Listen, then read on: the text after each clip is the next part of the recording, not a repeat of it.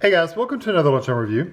Today I'm going to try one of these Banquet Mega Bowls. This one is the fried chicken beef steak bowl. Sorry, chicken fried beef steak bowl. Say it the right direction. It is a beef patty, fritters, and country style gravy on creamy mashed potatoes topped with corn, green beans, and shredded cheese. Sounds interesting. Kind of reminds me of the KFC bowls. They do theirs on mashed potatoes and corn and stuff like with chicken nuggets in it. So it kind of reminds me of that. So chicken fried beef. I love a good chicken fried beef. This is 14 ounces or 396 grams.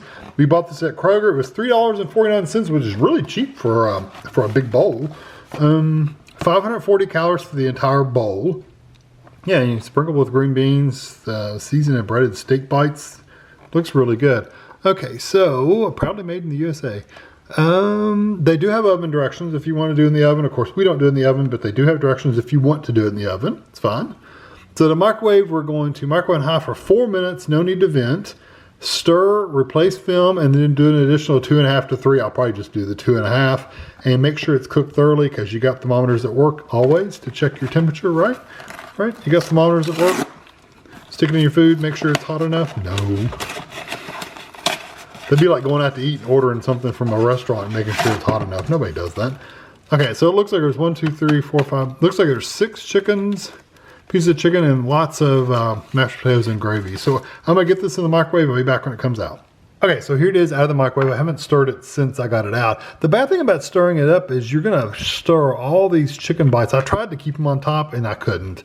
So your chicken fried steak, you can see, look, all the breading has come off because it's in this, it's in this gravy and mashed potatoes and stuff. So all the breading's coming off. So there's not like it's not like it's going to be chicken fried for long because it's all stirred in.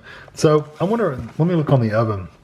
The oven directions, you just bake it. You never stir it. So it would actually probably be better as far as that's concerned in the oven because the chicken would stay on the top, or the chicken fried beef would stay on the top, and you wouldn't stir it into these potatoes and the gravy. And so it'd probably be a little crisper as far as the breading goes. But anyway, I'm gonna take it over the table. I'll be right back. Hey, I've given it a minute to cool off. I did cut some of the pieces of beef in half just so it won't have whole pieces, which helps it last longer, honestly. So here we go. You can see some cheese hanging down there. That's good. It actually has cheese, not just some pretend cheese. That's good. Here we go.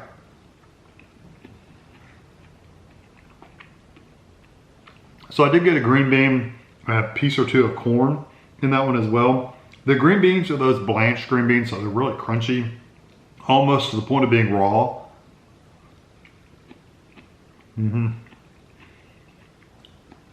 Very green green bean. I don't generally like those kind of really crunchy green beans. I know some people love them. I like my green beans cooked to within an inch of their life, to where they're just barely considered green beans with some bacon grease and some ham in it. That's how I like mine. So yeah, the blanched green bean is not for me.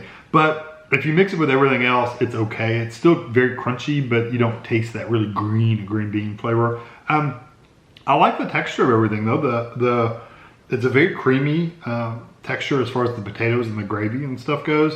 And then the chicken fried beef has a really good texture. It kind of reminds you of like a cube steak, kind of like that kind of texture.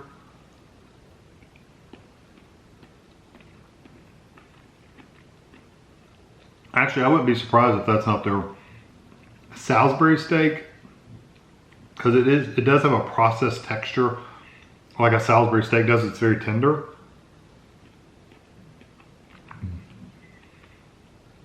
That's 100% their Salisbury steak cut up into little pieces. So no, I mean, I'm not complaining. I like their Salisbury steak, but that's what it is. It's not pure like a cube steak or something like that. It's some processed beef patties. So just know that.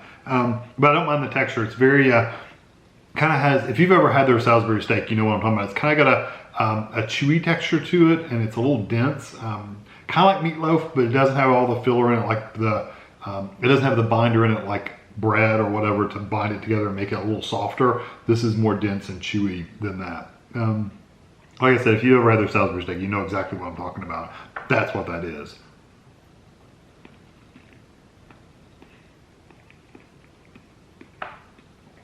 That was the piece I got with breading on it.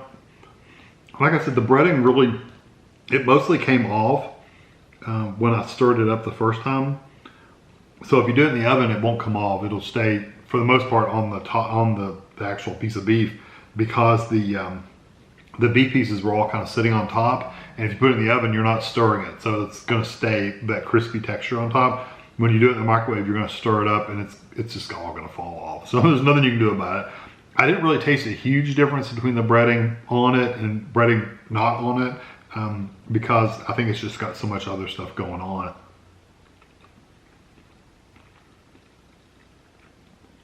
I tried to get some of the breading in that mashed potato just now, but it's, like I said, it has a kind of a mushy, soft texture, but as far, you know, like a soft breading would have.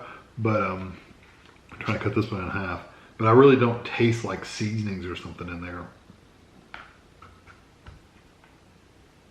That's about as best as I can do.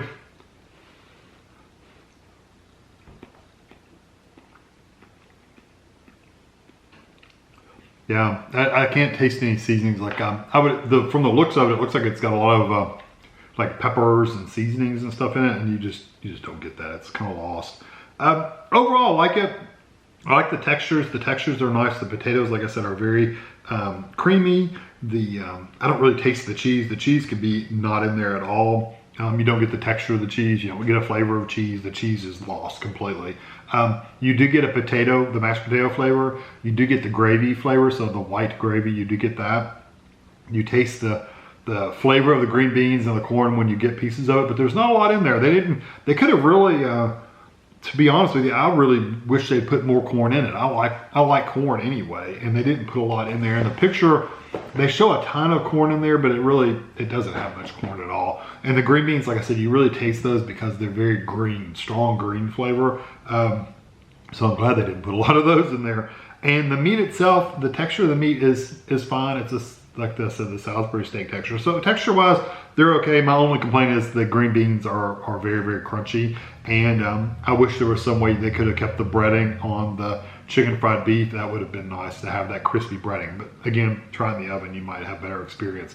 Flavor-wise, you pretty much just taste mashed potatoes and gravy. That's 90% of what the flavors are. When you get a piece of the beef, you do taste the beef, but you really have to get it almost by itself, because if you mix it in with the potatoes and gravy, that's what you predominantly taste. Yeah, very strong potato flavor. And that particular bite, I got green bean as well, so you get that really strong green bean flavor. I like it. I'm gonna give it a 4 out of 5. I really do like the meal. I enjoy it. I do think it'd be better in the oven itself, not in the microwave, just because of the breading on the beef. But beyond that, microwave perfectly fine. So yeah, 4 out of 5 for me. I like it. I would eat it again anytime. 540 calories, a little higher than what I would like to eat for lunch, but hey, it's a big bowl. It's a good size. I mean, I've been eating on it for a while, and you can see how much I still have left. So you just have to be careful to cut up the beef in smaller pieces, because you'll go through it really quick if you don't. So I hope you enjoyed this video. Thanks for watching.